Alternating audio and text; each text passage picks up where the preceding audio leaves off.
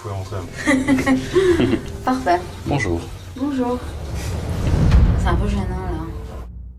Imagine la scène, tu es dans un ascenseur bondé avec 5 autres personnes, chacun avec suffisamment d'espace personnel entre eux. Mais étonnamment, personne n'est sur son téléphone. On dirait que tout le monde cherche à engager une conversation, mais personne ne sait par où commencer. Certains s'accrochent à la rampe. Un homme penche la tête en arrière et se met à observer le plafond et tout l'ascenseur. Et toi, tu croises le regard de cette belle femme juste en face de toi. Vous souriez et vous regardez le sol parce que vous êtes gêné.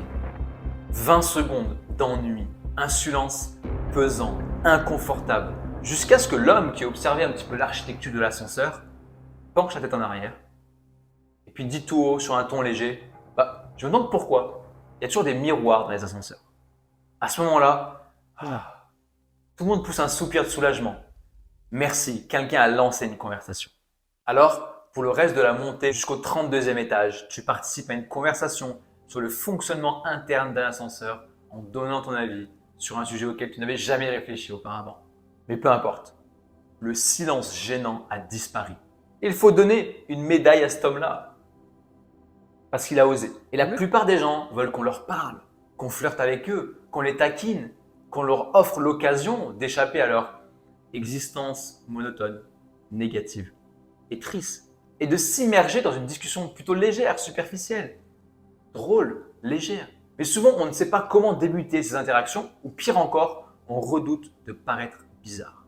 Alors on reste silencieux, on fixe nos téléphones, et on scrolle. Et on est les premiers à appuyer frénétiquement sur le bouton pour ouvrir les portes de l'ascenseur, pour sortir rapidement de ce moment gênant.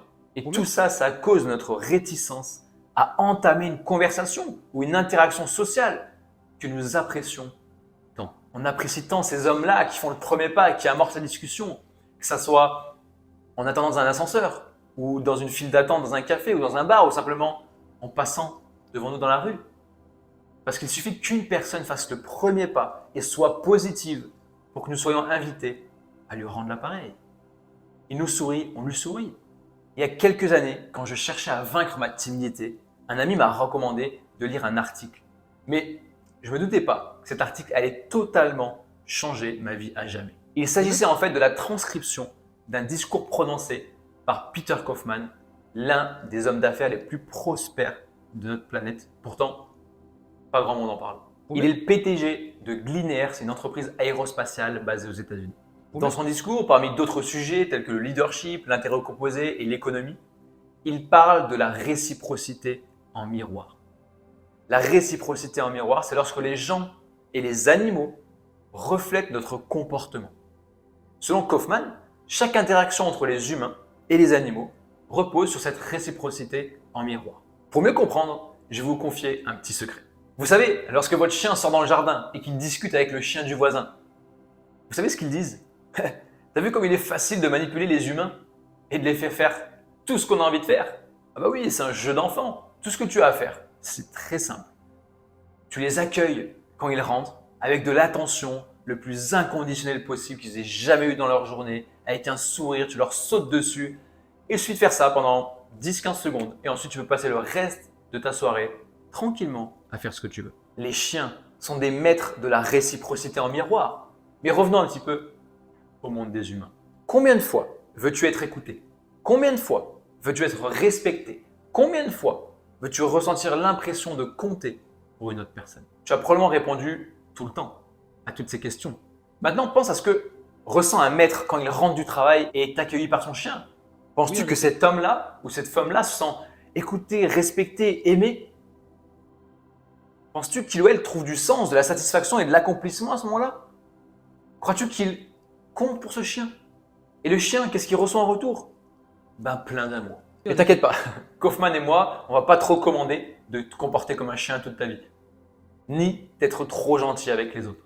Ce qu'on va te suggérer, c'est que si tu veux être aimé, respecté et apprécié, tu dois oublier ce que tu veux et te concentrer sur le fait de donner aux autres sans retour, sans avoir le sentiment d'être aimé, respecté et apprécié. Parce que selon la réciprocité en miroir, tu reçois ce que tu donnes. Et attention, le sans retour est le plus important. Parce que personnellement, quand j'étais ce mec trop gentil, ce nice guy, pas respecté, pas écouté, je voulais donner aux autres, mais pour qu'ils m'aiment en retour. Et elle est là l'énorme différence. Ici, tu dois juste donner. Donner sans rien attendre en retour. Et c'est là que la magie opère et que tu vas recevoir fois 1000. Tu dois prendre la responsabilité, vraiment de faire le premier pas, d'être positif et de rester constant dans cette attitude. Mais la plupart d'entre nous ne le font pas. Pourquoi? Parce que sur les 98% des gens qui nous répondent et qui nous sourient, 2% nous repoussent. Et nous avons peur de ces 2 petits pourcents. Et comme le souligne Kaufman, c'est pour ça que les bars sont pleins de gens à 2 heures du matin qui noient leur tristesse dans l'alcool. Parce que les gens se disent « Quand est-ce que le monde va me donner quelque chose enfin? Quand vais-je obtenir vraiment ce que je veux? J'ai pas la vie que je veux. » Oui, en effet. Soit tu n'as rien fait, soit tu as grogné, ou soit tu as montré les dents au monde entier. C'est Oui, tout. en effet. Et tu reçois exactement ce à quoi tu peux t'attendre. Que ce soit avec une personne séduisante de l'autre côté du bar, ton crush à l'université, ou simplement un être humain qui attend dans une file d'attente au café. C'est la même chose. Ils attendent tous la même chose. Alors voici une astuce rapide pour engager la conversation avec eux. Donne-leur quelque chose à résoudre, une énigme, pour qu'ils réfléchissent. Première étape, remarque quelque chose dans l'environnement. Deuxième étape, attire leur attention là-dessus. Troisième étape, discutez-en. Par exemple, disons que tu es dans un ascenseur et que tu viens d'arriver de l'extérieur où il fait très beau. Ben, utilise l'un des vieux classiques et dis simplement « Waouh, il fait chaud aujourd'hui, non ?» « Oui, en effet. Ah tiens, vous allez où ?» Et voilà, la conversation est lancée, c'est parti. Ce que tu dis après, c'est à toi de le gérer. Pas à moi, mais je ferai une autre vidéo dessus. Sur comment être intéressant en conversation. Mais une fois que tu as pris l'habitude de démarrer des discussions avec des sujets simples comme la météo, les odeurs, ou bah, tu deviens plus créatif. Et je vais te raconter une petite anecdote. Un jour, j'ai commencé une conversation de cette manière avec une belle jeune femme dans un bar. Nous étions là, il y avait beaucoup de monde, et ben, elle était à ma droite et je voulais vraiment lui parler. Mais en même temps, je me posais la question, j'arrivais pas à savoir si le barman qui servait tout le monde portait une chemise avec des pieuvres ou avec des méduses. Et cette question me trottait vraiment dans la tête et du coup, je me suis dit, tiens, donne-lui quelque chose à résoudre.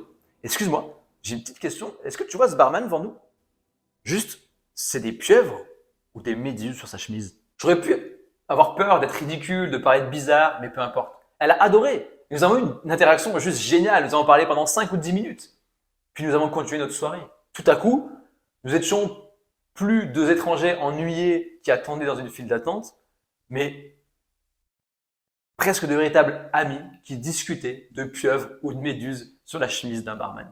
Je l'ai jamais revu, mais peu importe. Prends les devants. Sois positif et sois constant. Et pense surtout à la réciprocité en miroir. Fais le premier pas et n'oublie pas qu'une nouvelle voie est possible. Lève-toi et ose.